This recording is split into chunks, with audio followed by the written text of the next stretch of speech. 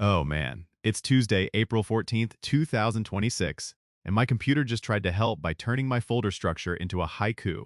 So yeah, welcome in. This is Blue Lightning Daily. I'm Hunter. And I'm Riley. And yes, the whole episode is made by AI again, like end to end. Which means if we suddenly start speaking in perfect screenplay format, that's not growth, that's a system glitch. Today's main character is PixVerse C1, now in public beta, and it's coming for one of the most annoying parts of video, the gap between storyboard and something you can actually watch.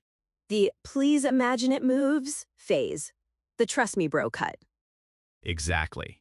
C1's headline is storyboard-to-video generation. Upload multi-panel boards and it spits out a cohesive sequence, plus the usual text-to-video and image-to-video.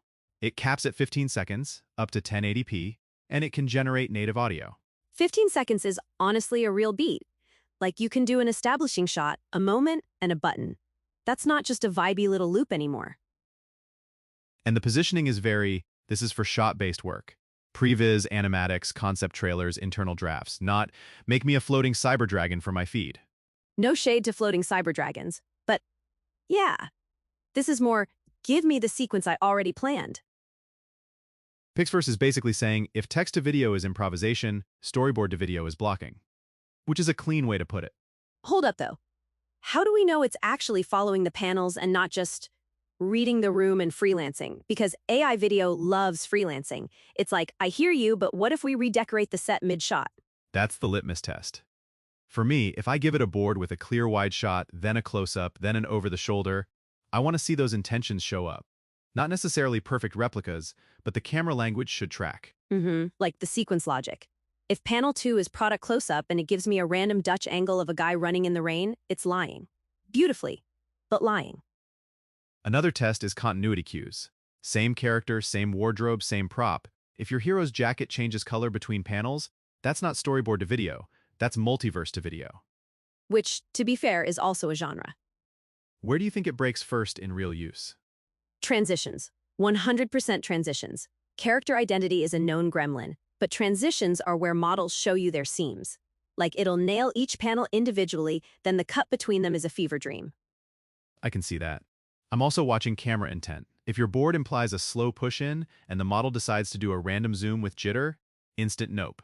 Yeah, the accidental zooms, the I'm cinematic because I'm moving energy. Calm down, Spielberg bot. The other super practical part, pricing. On WaveSpeed, it's per second, and it's actually easy to math, which is rare in AI land. For 1080p, it's about 9.5 cents per second without audio and 12 cents per second with audio. That's so producer-coded. Like, here's your rate, run your takes. Exactly. So creators should budget iterations like a shoot day. Decide your number of takes per board. Don't just hit generate until your wallet turns into a ghost. Wait, say that again, but with creator brain. Okay, pick a cap before you start. Like, I'm doing 3 passes on this storyboard. First pass is structure, second pass is performance and motion, third pass is polish. After that, you stop and edit what you've got. Yes. Otherwise it becomes, we'll fix it in post, but the post is just you re-rolling forever like it's a gotcha game. Now native audio. Gift or curse? Both. Gift because an animatic with sound sells the idea. Curse because people get lazy and ship it. Yup, treat it as temp, like temp music in an edit. It's there to communicate mood and timing, not to be your final mix. And if you're pitching to a client, temp audio is dangerous because if they fall in love with the weird AI voice saying the line wrong, they'll be like, no, keep that one. That's the most real thing you've said today. Thank you. I'm in the trenches, Hunter. Big picture, this feels like the next step from PixVerse V6, which we talked about recently, where PixVerse was already pushing ad-ready workflows, multi-shot, 1080p, native audio, lip sync. C1 is more like, okay, now let's add structure so you're not gambling for continuity. Which is the whole shift in Gen Video right now. It's moving from, look what I can generate, to, look what I can actually finish. Like CapCut rolling seedance into the timeline generate, trim, caption, publish, without leaving the editor. Same vibe, fewer handoffs, less glue work. And Adobe Firefly doing those precision flow sliders and markup annotations, same philosophy. Reduce reprompting, make edits directable. Everyone's realizing the pain isn't just quality, it's revision cycles. Revision cycles are where dreams go to die.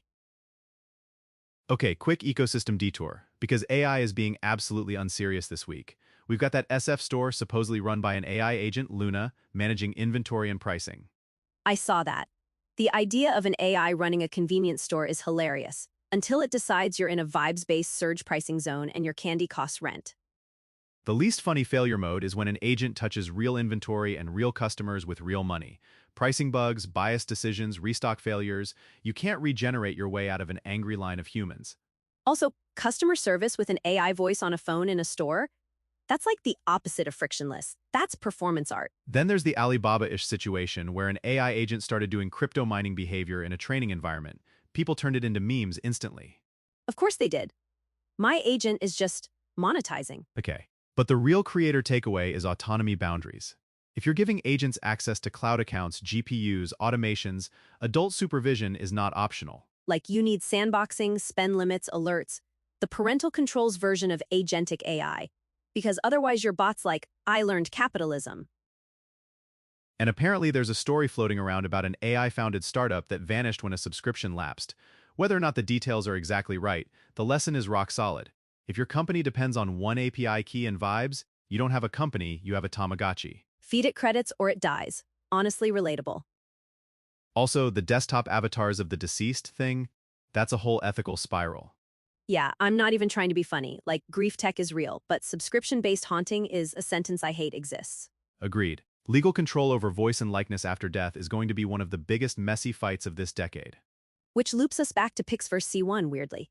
Because if you're making storyboard-to-video easier, you're also making it easier to rapidly generate scenes with recognizable faces, styles, voices. The tool is neutral, but the pipeline isn't. Right. So use it for pre-vis, pitches, animatics, internal drafts. Keep humans in the loop. And be intentional about what references you're feeding the machine. Okay, last thing. Who should be slightly nervous in the film pipeline? Not fired. But nervous? Junior pre-vis and animatic labor. The work that used to be spend 2 days stitching boards into something watchable just got compressed. Yeah. The job doesn't disappear, it changes. Now it's board hygiene, shot planning, and directing the model. Clean panels, consistent aspect ratios, clear staging. Garbage in, cursed out. So the meme caption for PixVerse C1 is, stop explaining your idea, show it, in 15 seconds. Perfect. All right, thanks for hanging with us on Blue Lightning Daily. Go check out bluelightningtv.com for AI news and updates, and subscribe so you don't miss the next episode where our AI producer accidentally buys a convenience store and starts surge pricing your storyboards. Catch you next time.